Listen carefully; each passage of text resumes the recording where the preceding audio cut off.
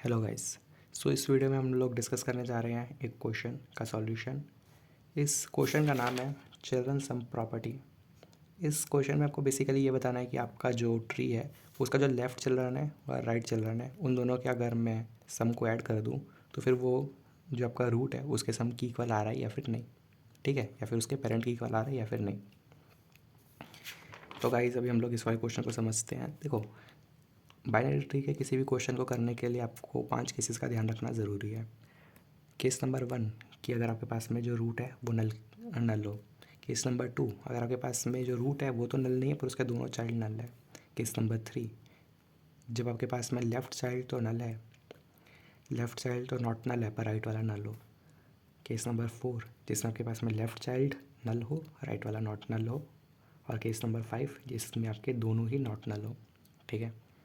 अब ये भी फर्दर केसेस में टूटता है, जैसे कि इस वाले केस में दोनों चिल्ड्रन इसके नॉट नल है, दोनों चिल्ड्रन इसके नल है, इसके भी दोनों चिल्ड्रन नल है, ये तो खुद ही नल है, इसके दोनों चिल्ड्रन नल है, ये खुद ही नल है, इसके दोनों चिल्ड्रन नल है। तो बेसिकली अगर आप एक पैटर्न को ऑब्ज़र्व करो तो बस ये दोनों केस अगर मैं लिखूँ ना तो इन दोनों केस को लिख करके मेरे सारे केसेस कवर हो जाते हैं।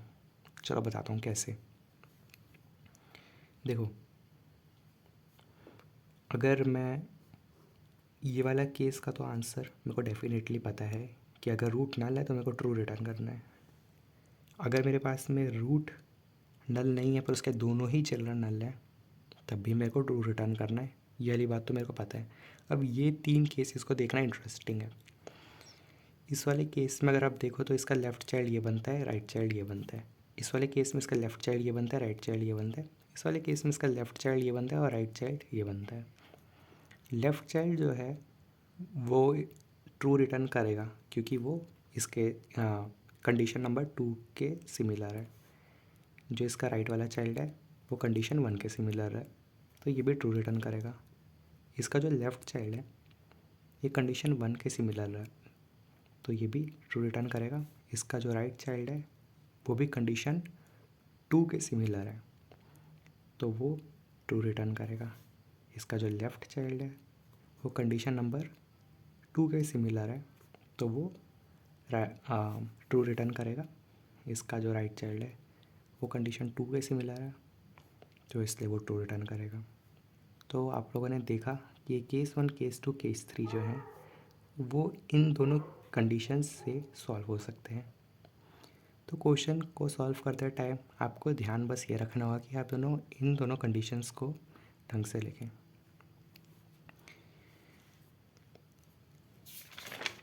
तो चलो हम देखते हैं। अब ये एक बात से आपको, इस चीज़ से आपको ये बात तो क्लियर हो जाएगी कि हमारे सारे केसेस जो है कवर हो चुके हैं। और अगर मैं कभी भी रूट के लेफ़्ट को या फिर रूट के राइट को कॉल लगाऊं तो मेरे को ट्रू मिल जाएगा या तो फॉल्स मिल जाएगा। इस वाले केस में तो मेरे को ट्रू ही मिलेगा, इस वाले केस में तो मेरे को ट्रू ही मिलेगा, इस वाले केस में तो मेरे को ट्रू ही मिलेगा, ठीक है। अब मेरे को पता है कि भाई मैं लेफ़्ट से भी कॉल लगाऊंगा तो भी मेरे को आंसर मिल जाएगा, राइट से भी कॉल लगाऊंगा तो आंसर मिल जाएगा। तो अब मेरे को क्या दिमाग लगाना है अपना, मेरे को बस इतना दिमाग लगाना है कि इन दोनों के सम को मैं किसी तरीके से ऐड कर दूं और फिर इसकी इक्वल कर दूं। अगर वो इक्वल होगा तो मैं बोलूँगा कि भाई ट्रू है, वेरी गुड। अगर वो सेम नहीं हुआ तो मैं बोलूँगा कि इस पूरे ट्री को मैं फॉल्स बोलूँगा, कि इस पूरे ट्री का आंसर आएगा फॉल्स। अब यहाँ पे इसका राइट चाइल्ड तो है नहीं, तो बस मैं क्या देखूँगा कि इस वाले चिल्ड्रन और इस वाले, ये वाला जो चिल्ड्रन है लेफ़्ट वाला चिल्ड्रन और ये नोड कि दोनों की जो है या फिर मैं कहूँ कि डाटा जो है वो इक्वल है या नहीं। सेकंड वाले केस में आप देखो यहाँ पर तो कुछ है नहीं, तो राइट वाला जो चिल्ड्रन है उसका डाटा या फिर उसकी वैल्यू या फिर उसकी की जो है वो रूट के डाटा या फिर रूट के नोड या फिर रूट के की के इक्वल है या नहीं। थर्ड वाले केस में आप ये देख पाओगे कि मैं इस वाले नोड को भी ऐड करूँगा, इस वाले नोड का सम, इस वाले नोड का सम, इन दोनों का सम ऐड करके मैं चेक करूँगा कि वो दोनों मिला करके इसकी इक्वल है या नहीं। बस मुझे इतना ही दिमाग लगाना था, सिर्फ इतना ही दिमाग लगाना है कि इसके सम को और इसके सम को मैं ऐड कर दूँ और फिर मैं बता दूँ इसकी इक्वल है या नहीं। बाकी सब काम खुद हो जाएगा, ठीक है। अब हम इसका कोड देख लेते हैं। C++ में कोड लिखा है मैंने, तो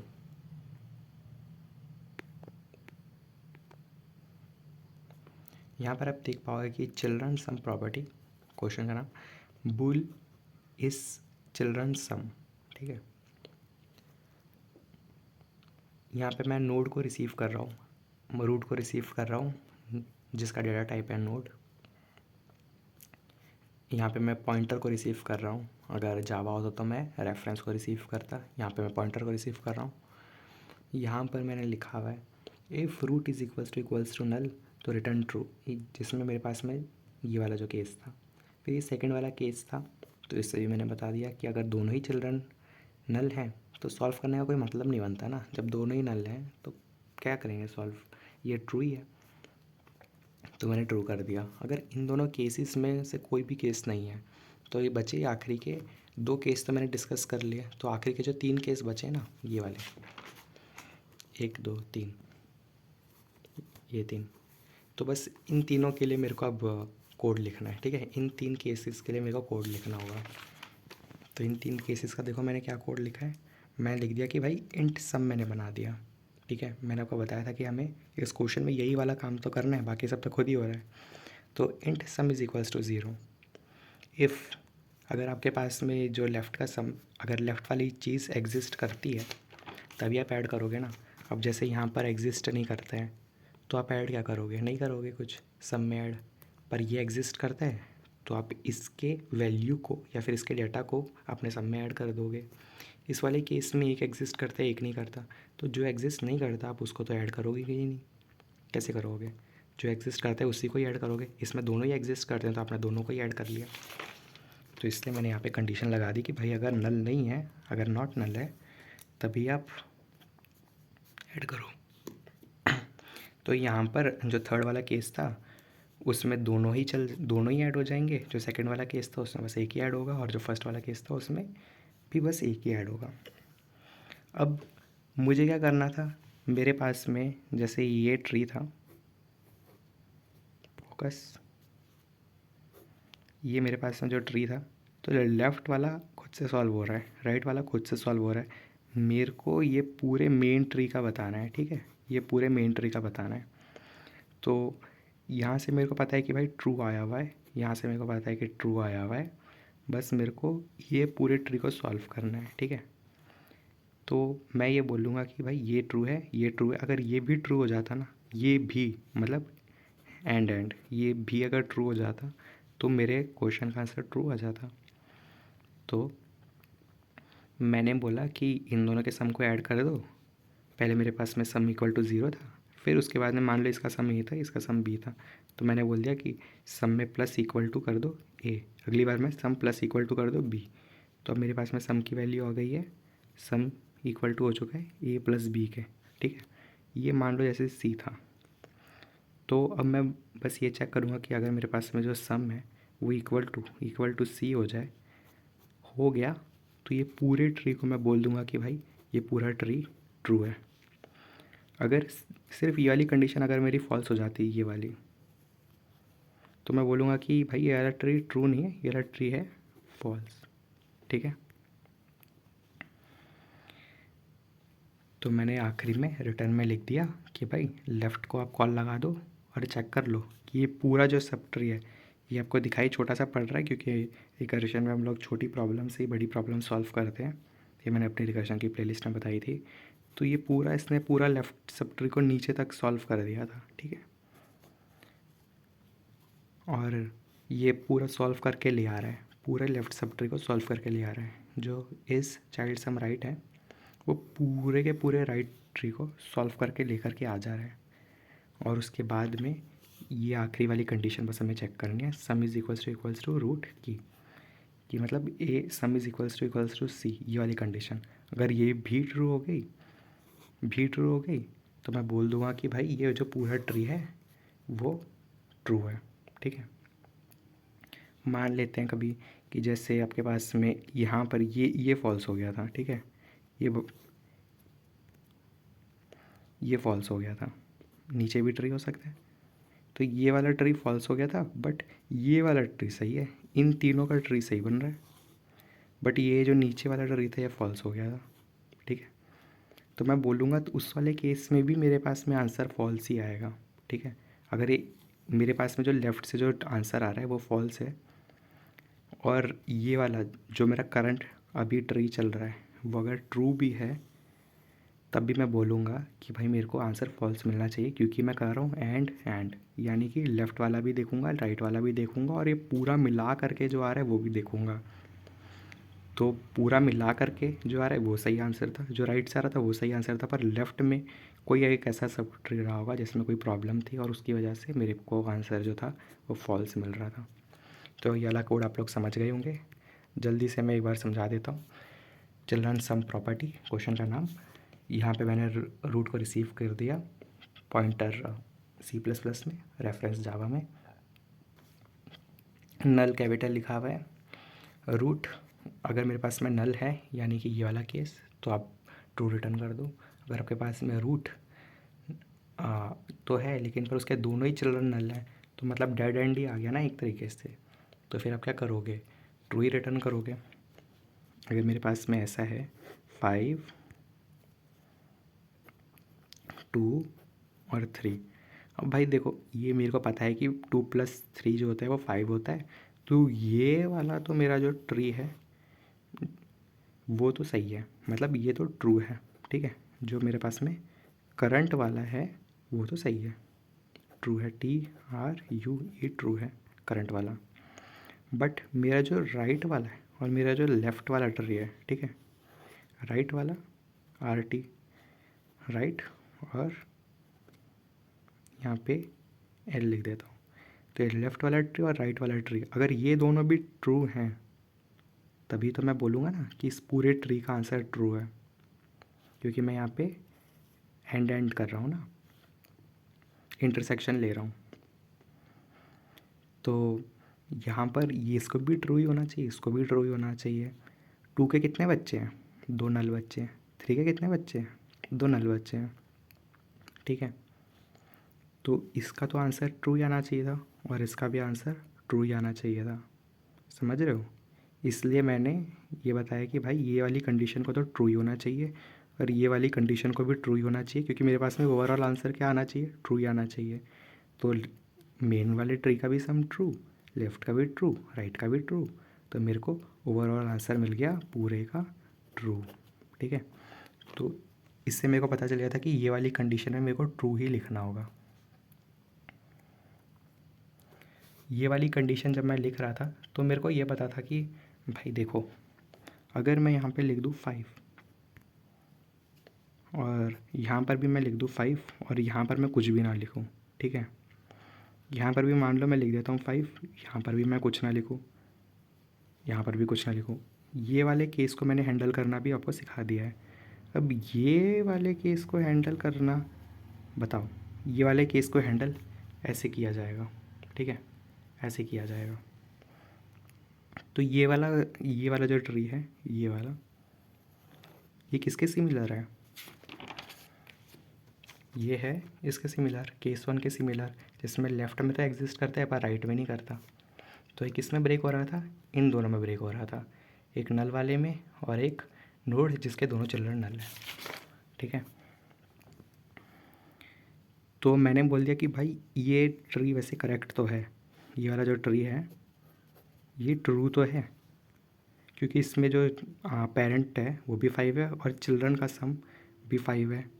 तो मेरे को तब पता चल गया कि भाई यहाँ ये पूरा भी ट्रू है, ये भी ट्रू है, तो यहाँ से भी मेरे को ट्रू ही आना चाहिए, क्योंकि ये और ये फुल मिला करके, फुल लेफ़्ट और राइट तीनों मिला करके मेरे को ट्रू मिलना चाहिए ना।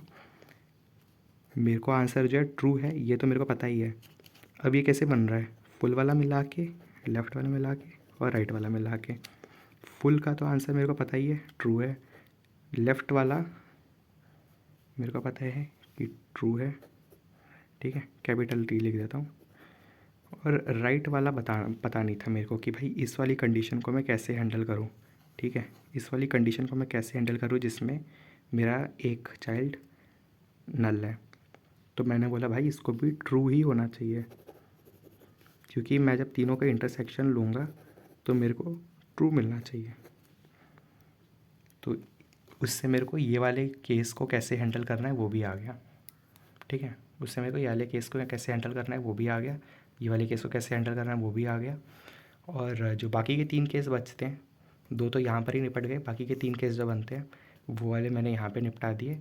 मेरे को दिमाग क्या लगाना था कि अगर लेफ़्ट वाला एग्जिस्ट करता है, जब करता है तभी तो ऐड करूँगा ना, तो जब करता है तो भाई उसकी वैल्यू को या फिर नोड को या फिर डाटा को आप ऐड कर दो। अगर राइट वाला एग्जिस्ट करता है तो उसकी वैल्यू को या फिर नोड को या फिर डाटा को अलग अलग वेबसाइट में अलग अलग चीज़ों से वो नाम लिखा हुआ होता है, लीड कोड पे जैसे वैल्यू लिखा हुआ होता है, फिर मेरे ख्याल से गीक्स और गीक्स पे की करके लिखा हुआ होता है। तो जैसा भी नाम लिखा हुआ हो, स्टोर तो वैल्यू ही करी जाती है। तो हम लोगों ने उसको ऐड कर दिया अपने सम में, और लास्ट में चेक कर दिया कि भाई जो मेरा सम है वो रूट की के इक्वल है या नहीं, ठीक है। जो मेरे पास में सम आ रहा है ये 2+3 वो 5 की इक्वल है या नहीं, ठीक है। 5 की इक्वल है या नहीं ये मैंने लिख दिया यहाँ पर। क्या ये लेफ़्ट वाला ट्रू था, ये मैंने लिख दिया यहाँ पे। क्या मेरा राइट वाला ट्रू था, ये मैंने लिख दिया यहाँ पे, ठीक है। तो मैंने फुल का भी लिख दिया, ठीक है। ये मैंने फुल का भी लिख दिया, ये मैंने राइट साइड का भी लिख दिया, और ये मैंने लेफ़्ट साइड का भी लिख दिया। अब आप बोलोगे कि मान लो कि ट्री ये लंबा होता तो क्या होता। अगर मान लो ये वाला ट्री थोड़ा लंबा होता, जैसे यहाँ पर मान लो ये ख़त्म हो जा रहा है 5 2 3, और इसको थोड़ा और लंबा हम कर देते हैं, ठीक है। ठीक है, इसको भी यहाँ पर बंद कर देता हूँ। तो आप बोलते कि देखो भाई, आपने मेरे को ये वाला केस तो हैंडल करना बता दिया, लेकिन पर आपने ये तो बताया ही नहीं कि ये नीचे को कैसे सॉल्व करें। मैं आपको बोलूँगा कि देखो ये रिकर्शन है ना, तो यहाँ पर एक और ये ट्री बन गया ना, अब ये तो सॉल्व हो जाएगा, यहाँ से तो आपको क्या मिल जाएगा, ट्रू मिल जाएगा। इस पूरी चीज़ का तो सम आ जाएगा ट्रू, ठीक है। लेकिन पर इस वाली चीज़ का सम नहीं, इस वाली चीज़ की जो वैल्यू होगी वो आ जाएगी ट्रू, पर इस वाली चीज़ की वैल्यू क्या आएगी, वो एक और सब ट्री में टूट जाएगा जो कि ये है, ठीक है। तो ये वाला सब ट्री जब सॉल्व हो जाएगा तो मेरे को इसका आंसर मिल जाएगा। फिर इसको तो सॉल्व होने की ज़रूरत नहीं है, तो बेस केस में ही फंस जाएगा। फिर जब ये दोनों सॉल्व हो जाएंगे तो मेरे को इसका आंसर मिल जाएगा। फिर जब ये इसका आंसर मेरे को मिल जाएगा तो फिर वो इसके ऊपर जाएगा, और इसका तो आंसर मेरे को पहले से ही पता है कि ट्रू है, तो मैं इन दोनों का आंसर निकाल लूँगा, फिर इस फुल का आंसर निकाल लूँगा, तीनों का इंटरसेक्शन लूँगा और वो मेरा आंसर बन गया। समझ गए। तो आपको बेसिकली ये नहीं सोचना है कि ये नीचे का कैसे सॉल्व होगा, नीचे का हो जाएगा खुद से सॉल्व, अगर आपने उन 5 केसेस जो मैंने बताए हैं उसका ध्यान रखा हुआ है, ठीक है इनका। चलो ठीक है फिर, ओके बाय।